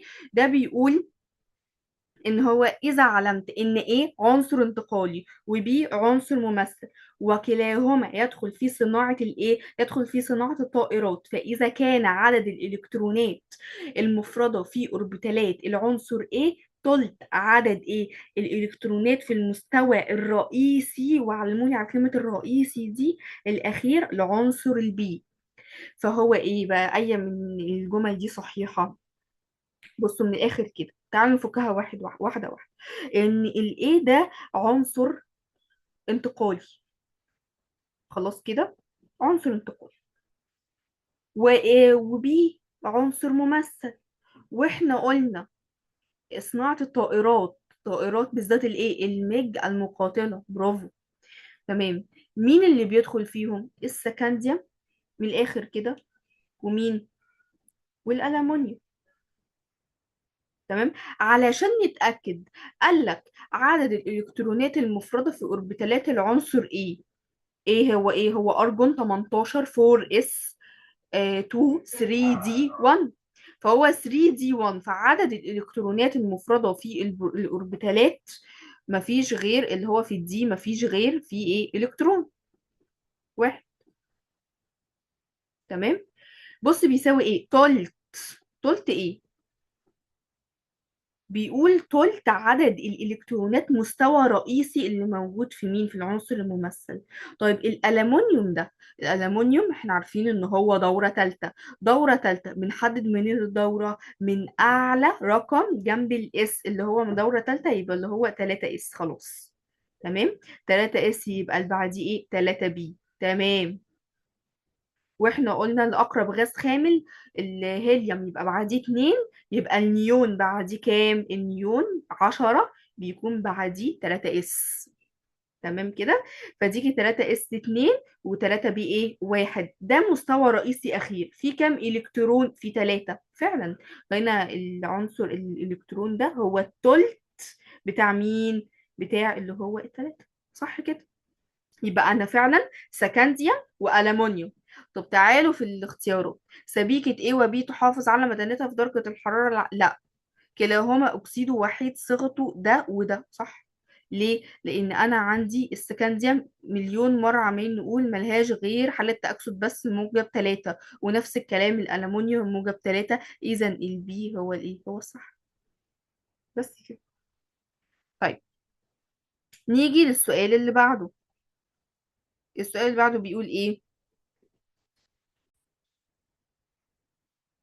تعالوا السؤال رقم 15. بيقول ايه؟ عنصرين انتقاليين اكس وواي يقعان في السلسلة الانتقالية الأولى وهما أصحاب أقل عزم مغناطيسي. احنا لسه قايلين أقل عزم مغناطيسي يبقى أقل ايه؟ أقل إلكترونات مفردة، مش بصفر، لا هي أقل إلكترونات مفردة في السلسلة الانتقالية الأولى اللي هي بداية من السكنديوم لحد الزنج. وهو بيقول ايه؟ عنصر انتقالي، يبقى الزنج مش معانا أصلا، يبقى هو من ايه؟ من السكنديوم لحد النحاس. طيب فإذا كان الإكس هو الأكبر حجما ذريا، فإذا هو بيكلمني عايز عاملين: عزم مغناطيسي، إلكترونات مفردة، وعايز إيه؟ عايز الحجم. عزم مغناطيسي أقل عدد إلكترونات مفردة هي بتكون من 1، اللي هي بتبقى فين؟ السكنديوم. احنا لسه عاملينه اللي هو كام؟ أرجون 18 4s2 3d1. فعلا في ال 3d فيه إلكترون واحد بس. والكبر، الكبر فيه إيه؟ الكفر بيكون فيه اللي هو 3D 10 و4 اس ايه 4 اس واحد. فعلا هو فيه الكترون واحد اللي هو النحاس. اذا انا ما بين السكنديوم وما بين مين؟ وما بين النحاس. طب الاكس اكبر حجم ذري. الاكس هو الاكبر حجم ذري. خلاص انا طول ما انا بمشي كده خلال الجدول الدوري من الشمال لليمين، الحجم بيحصل له ايه؟ نص القطر بيحصل له ايه؟ بيقل. اذا السكنديوم ده هو اكبر. آم، يبقى السكنديوم فعلا هو اكبر في الحجم في الذري. على عكس مين؟ على عكس النحاس، هو قال في الحجم الذري. هو بيقول لي اكس اكبر، يبقى الاكس ده اللي هو مين؟ الاكس ده اللي هو السكنديوم. تمام كده. والواي اللي هو النحاس. طب احنا كنا لسه قايلين في متسلسلات النشاط الكيميائي الهيدروجين بيكون فوق منه مين؟ بيكون فوق منه اللي هو الصوديوم والبوتاسيوم الصوديوم والبوتاسيوم والسكنديوم. وتحت منه بيكون فيه نحاس وفضة والكلام من ده. إذا يبقى السكنديوم ده نشط جدا اللي هو الإكس عالي النشاط، والواي هيكون إيه؟ محدود النشاط. إذا الإجابة هتكون دي. تمام. يلا طيب في السؤال رقم 16. السؤال 16 بيقول ايه؟ بيقول لي عندي عنصر انتقالي رئيسي واي، إحدى حالات تأكسده واي موجب 4 تتسبب في جعل المستوى الفرعي دي يحتوي على 3 إلكترونات مفردة، فإن جهد التأين العنصر إكس الذي يسبقه يكون مرتفع جدا عند التحول للحالة. طبعا بتقول انت هي ايه هنا؟ العنصر واي علشان الايونو الثنائي يكون فيه 3 الكترونات مفردة، هو بيقول لك عنصر انتقالي رئيسي احدى حالات تأكسده موجب 4. تمام. تتسبب في جعل المستوى.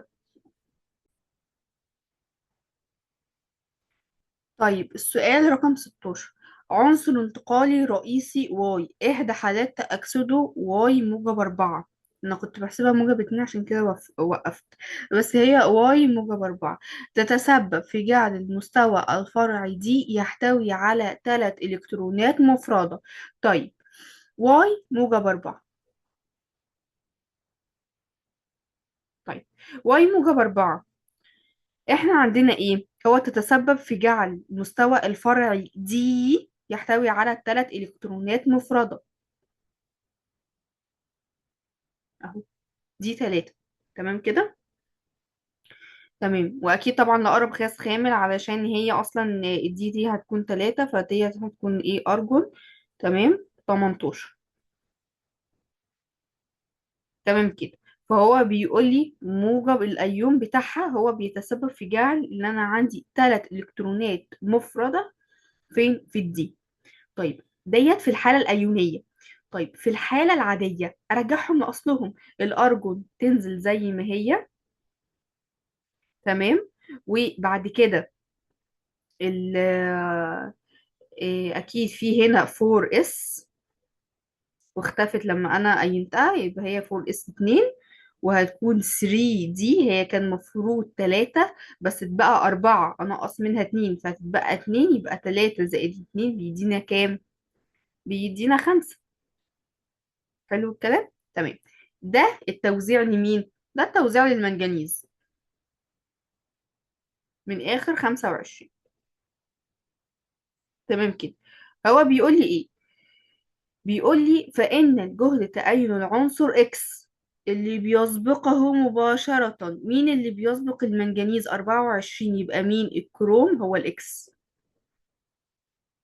تمام. يبقى الكروم إكس، وده إيه؟ وده واي. تمام كده. جهده بقى، جهد التأين العنصر إكس الذي يسبقه يكون مرتفع جدا. يبقى هو شفت لي ده، هو اداني ده معلومة علشان انا اجيب منها مين؟ الكرو.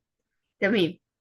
هو بيقول لي جهد تأين العنصر اكس ده اللي بيسبقه بيكون مرتفع امتى؟ عند التحويل للحالة ايه؟ والله اوزع. انا عندي ارجون. تمام. 18. تمام. 4 اس فيها من الشواذ، خلي بالك منها 4 اس 1 و 3 دي كام؟ 5. تمام كده، اللي هي 5. ليها حالات تأكسد كام؟ يعني ليها انا بفقد من ده، ينفع افقد من ده كله، وينفع افقد دولت كلهم. تمام. واوصل للكام؟ ينفع افقد يعني 6 الالكترونات، يعني انا اقصى حاجة ممكن اوصل لها ال6. تمام. اه انا ينفع ان اشفت كل ال5، يعني ينفع يعني ايه؟ افقدهم كلهم. هتقولي ازاي تفقديهم كلهم والثري دي اصلا ده كده مكتمل، اقرب جنبه ازاي؟ لا، ما انا لما افقدهم الذره هتصبح اكثر استقرارا واكثر استقرارا، لان في مين؟ في ارجون. انا بوصل لنظام، لسيستم بيكون مكتمل من الالكترونات اللي هو غاز خامل. انا عايزه ايه؟ الذره عايزه ايه اكتر من كده؟ فهي اخرها موجب 6. تمام.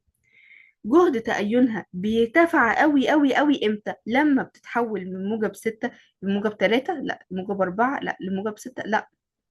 بيقول لك أقصى، يعني أقصى جهد بتبذله امتى؟ لما بتتحول لموجب 7.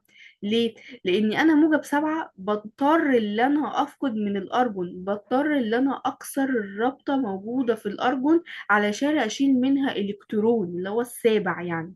تمام. انا هنا ده الالكترون الاول، وهنا ديت 5 الكترونات، ممكن افقدهم كلهم يوصلوا ل6، دولت اقصى حاجه. ماشي. بس هو عايز ايه؟ جهد تأين عالي قوي. يبقى ايه؟ يبقى اللي هو يتحول من السادس للسابع، اللي هو ايه؟ اللي هو انا بكسر الارجون. يبقى ده محتاج جهد تأين عالي قوي. الاجابه هي هتكون د. تمام. تمام. السؤال اللي بعده. السؤال اللي بعده بيقول لي ايه؟ بيقول لي في السؤال رقم 17، بيقول من خلال دراستك لخواص العناصر الانتقالية، إن جميع إلكترونات المستويين الفرعيين 3D وال 4s تشارك في تكوين الرابطة الفلزية لعناصر السلسلة الانتقالية الأولى. معلومة عادي.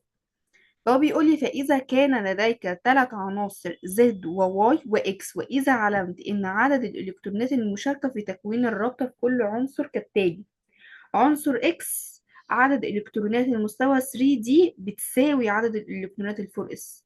نمشيها معادلة. تعالوا نمشيها معادلة.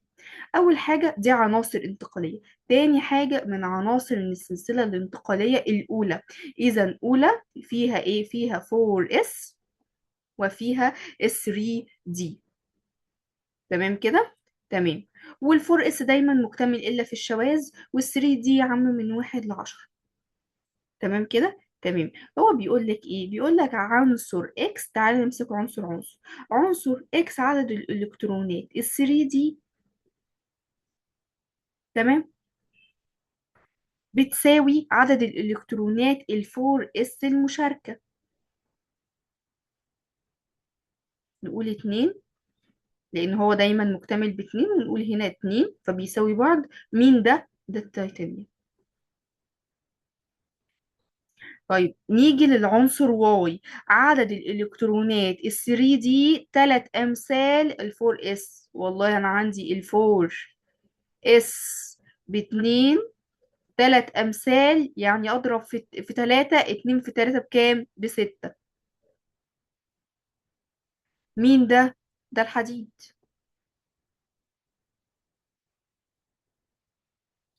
طيب عندي مين تاني؟ عندي الزد، اللي هو الزد. طيب ده ايه؟ ده بيقول لك 4 اس باتنين. تمام تمام. هو بيقول لك ايه؟ عدد الكترونات 3 دي 4 امثال، 2 في 4 ب8. مين ده؟ ده النيكل. خلاص.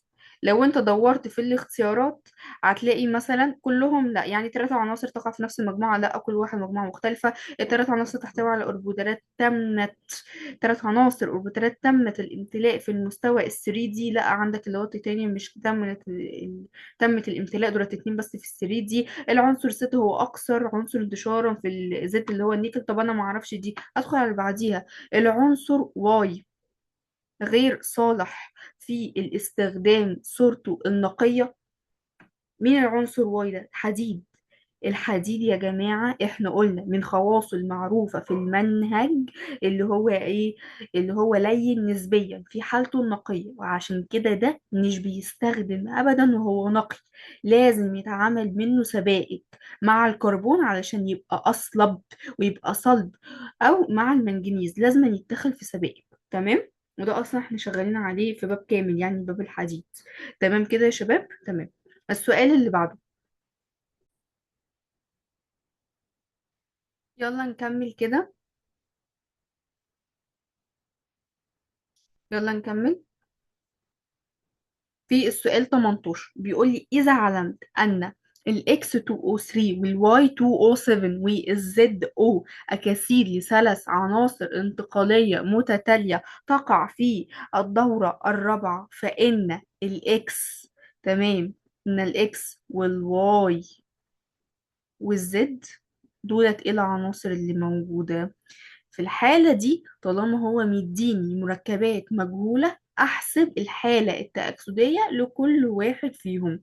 يعني مثلا هنا ال X2O3، تمام، الشحنة طبعا هنا متعادلة فبتساوي صفر، فأقول 2 X،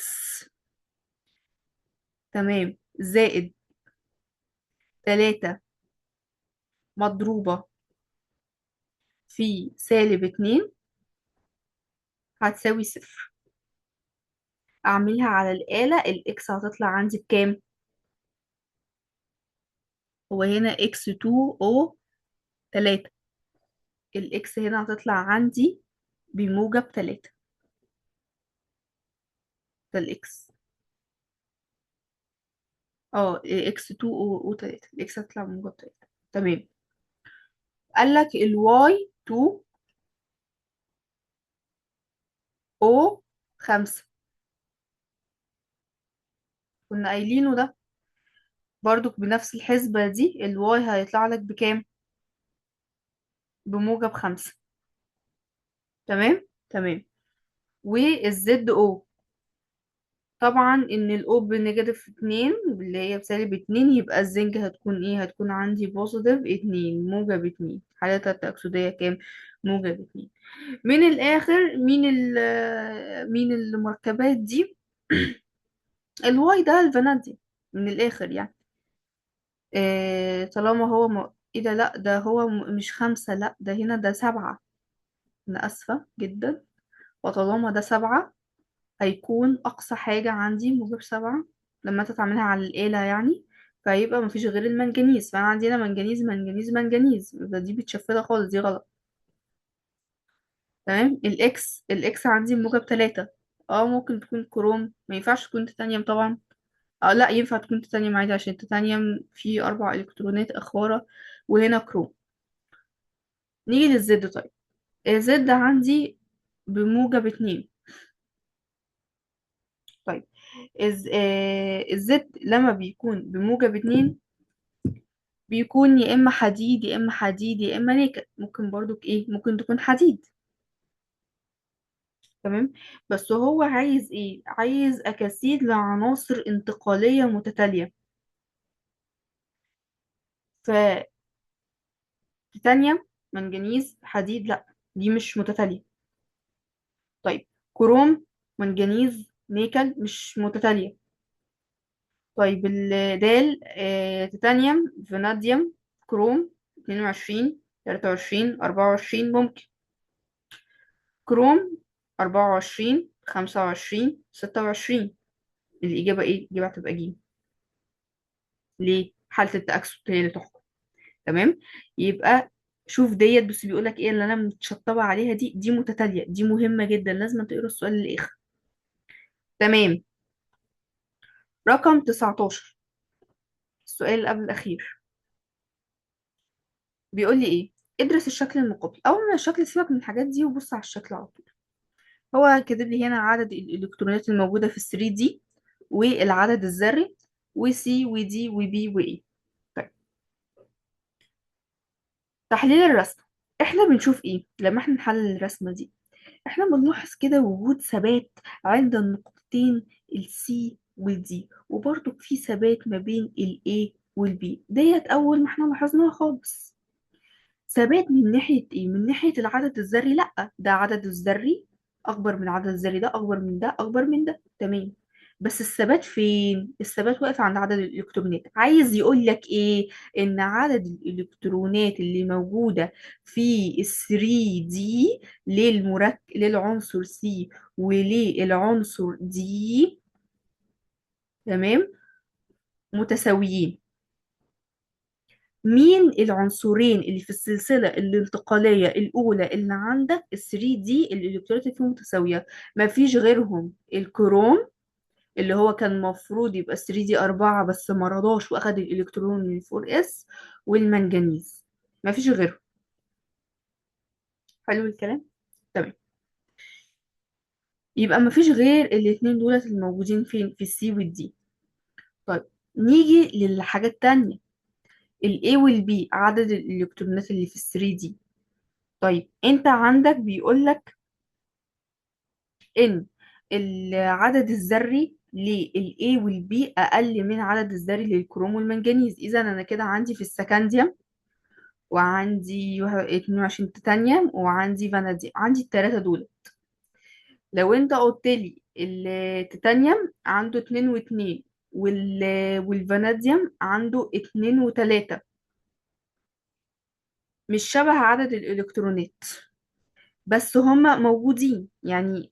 حتى هنا تلاقي كسرة تقريبا، يعني ممكن اقول لك ان البي، تمام، عندي هي مين؟ البي عندي هي اللي قبل الكروم على طول، اللي هو